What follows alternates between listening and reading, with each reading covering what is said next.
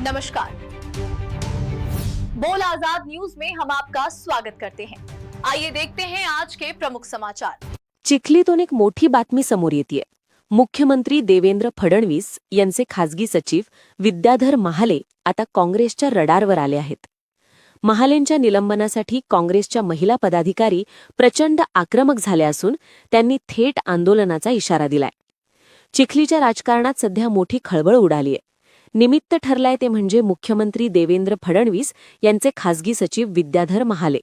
सरकारी सेवेत असूनही महाले थेट राजकारणात हस्तक्षेप करत असल्याचा गंभीर आरोप काँग्रेसच्या महिला पदाधिकाऱ्यांनी केला आहे। काँग्रेसचा आरोप आहे की महाले हे अधिकृत पदावर असतानाही भाजपच्या कार्यक्रमांमध्ये उघडपणे सहभागी होत आहेत।